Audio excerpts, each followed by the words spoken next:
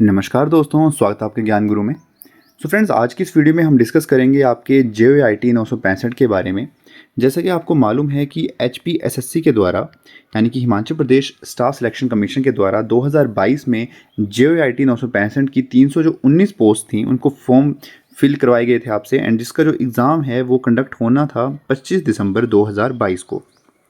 But इस exam के conduct होने से 1 या 2 दिन पहले जो पेपर लीक की जो धांधली थी HPSSC में वो निकल के सामने आई, जिस वजह से इसका जो एग्ज़ाम था वो कैंसिल कर दिया गया था। एंड इसमें आपका 817 भी काफ़ी हाईलाइटेड था, जिसका हाई कोर्ट में भी केस चला, देन सुप्रीम कोर्ट में, एंड अब जाके जो मैटर है वो सॉर्ट आउट हुआ है। एंड उसके बाद जो कॉल लेटर हैं वो आपके मिले हैं आपके कैंडिडेट्स को। बट जिन कैंडिडेट्स ने आपका JOA 965 का जो फॉर्म फिल किया था वो इस आस में थे कि जैसे ही राज्य चयन आयोग का जो गठन होगा एंड उनका जो एग्ज़ाम है वो कंडक्ट करवा दिया जाएगा गवर्नमेंट के द्वारा। एंड ये आश्वासन आपका गवर्नमेंट ने भी दिया था। जैसे ही गवर्नमेंट ने इसका गठन किया था राज्य चयन आयोग का, उन्होंने घोषणाएं करी थी कि जितने भी पेंडिंग रिजल्ट्स हैं, पेंडिंग जो एग्ज़ाम्स हैं, उनको हम विद इन इतने मंथ्स में करवा देंगे।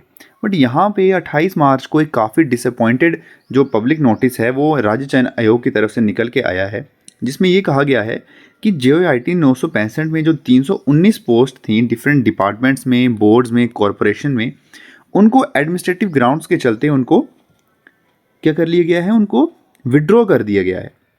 विड्रॉ कर लिया गवर्नमेंट ने अब उन सभी पोस्ट को, जो भी आपकी 319 पोस्ट आपकी JOIT में रहने वाली थी। अब इनको विड्रॉ क्यों किया गया है, कब तक ये विड्रॉ रहेंगी, कब अगली अनाउंसमेंट करेगी गवर्नमेंट, कोई भी इन्होंने बात नहीं कही है। एंड ये भी गवर्नमेंट ने कहा है कि जो आपकी फ़ीस थी, जो उस टाइम आपने फॉर्म फिल करने के लिए फ़ीस सबमिट करवाई थी, वो भी आपको रिफ़ंड करवा दी जाएगी। एंड ये अब कब रिफ़ंड होगी, आपके अकाउंट्स में कब आएगी, इसके बारे में गवर्नमेंट ने कोई भी क्लेरिफिकेशन नहीं दी है।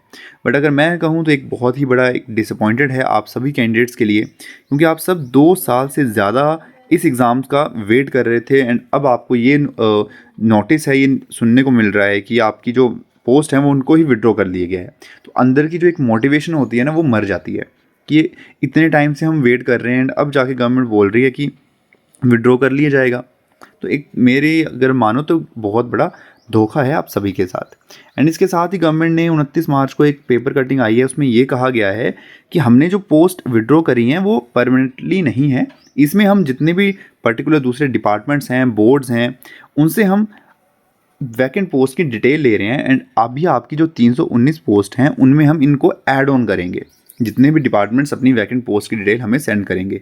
अब हो सकता है 200 पोस्ट को इसमें ऐड ऑन कर दो, आपकी 519 पोस्ट हो जाएंगी। एंड यहाँ पे गवर्नमेंट क्या बोल रही है, इन पदों को जोड़ने के बाद जल्द ही फिर से विज्ञापन जारी किया जाएगा। इससे प्रदेश के और युवाओं को रोजगार के अवसर प्राप्त होंगे, रोजगार के अवसर प्राप्त होंगे। एंड जो युवा 2 साल से इस पोस्ट की एग्ज़ाम की वेट कर रहे थे, उनके साथ आप क्या कर रहे हो।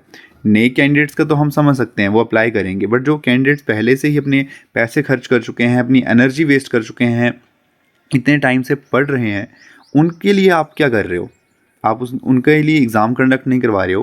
एंड मैं आपको बता दूं कि 1 लाख से ज़्यादा जो स्टूडेंट्स थे जिन्होंने इस फॉर्म को फिल करा था 2022 में, वो सब के सब कैंडिडेट्स आज भी वेट कर रहे थे कि कब इसका जो एग्ज़ाम है वो कंडक्ट करवाया जाएगा। बट आपके एंड से ऐसा सुनने को मिल रहा है उन स्टूडेंट्स को।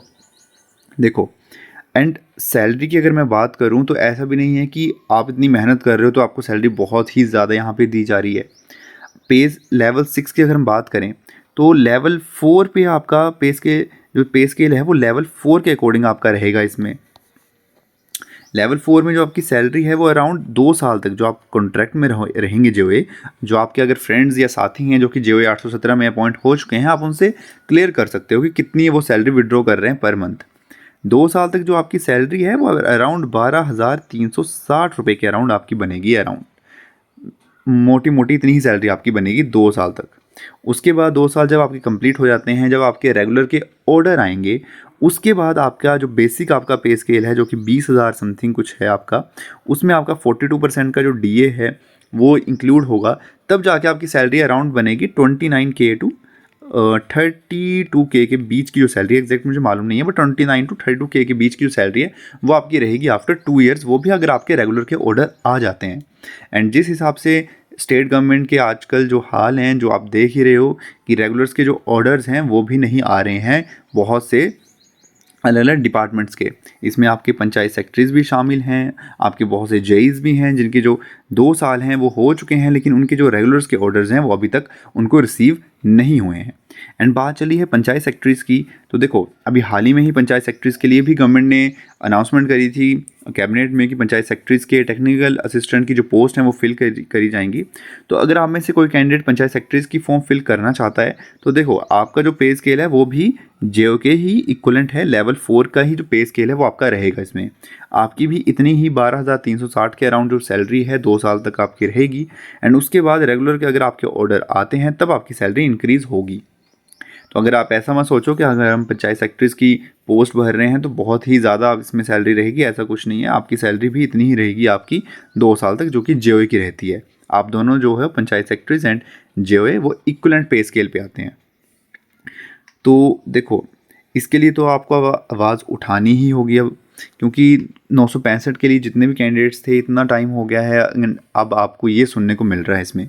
एंड इसमें अगर मैं गवर्नमेंट की बात करूं, जो गवर्नमेंट है तो उनकी तो सैलरीज इंक्रीज़ हो रही हैं आई गेस, क्योंकि अभी विधेयक हुआ है उसमें जो आपके एमएलएज मंत्रीज़ की जो सैलरीज हैं वो इंक्रीज़ करी गई हैं, जिससे जो गवर्नमेंट है स्टेट गवर्नमेंट उस पर 24 करोड़ का जो एक्स्ट्रा लोड है वो जो सैलरीज रहेंगी आपकी सीएम एमएलएज एंड मंत्रियों की, उनसे 24 करोड़ का सालाना जो बोझ है वो स्टेट गवर्नमेंट पे आएगा। एक ऐसी स्टेट गवर्नमेंट पे जो पहले ही इतने बड़े डेप्ट में है, इतने ज़्यादा लोन में है स्टेट गवर्नमेंट, एंड उस पर आप एक तरफ सैलरीज इंक्रीज़ कर रहे हो आप मंत्रियों की, एंड दूसरी तरफ जो आपके स्टूडेंट्स हैं उनके लिए आप बोल रहे हो कि आपको रोजगार के अवसर प्राप्त होंगे।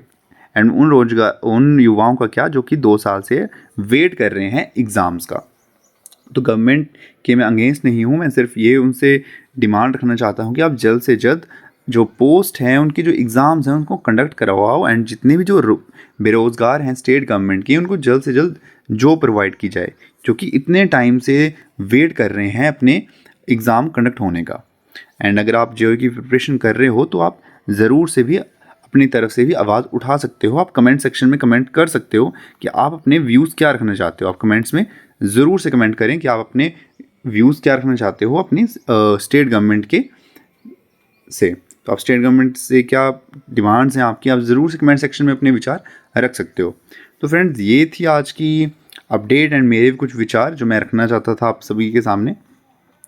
सो ऐसा कुछ नहीं है कि मैं गवर्नमेंट के अगेंस्ट बोल रहा हूँ, मेरा सिर्फ यही है कि गवर्नमेंट को भी सोचना चाहिए अपने युवाओं के लिए हित में उनको सोचना चाहिए, क्योंकि जो युवा हैं वही देश की उन्नति कर सकते हैं। तो उनसे आप वेट ना करवाओ, जल्द से जल्द एग्ज़ाम कंडक्ट करवाओ ताकि उनको जल्द से जल्द जॉब मिले एंड वो अच्छी एक पोस्ट डिज़र्व करें। सो आई होप गाइज आपको आज की वीडियो पसंद आई होगी। मैं मिलूँगा आपसे नेक्स्ट वीडियो में, तब तक अपना ख्याल रखो, बाय बाय।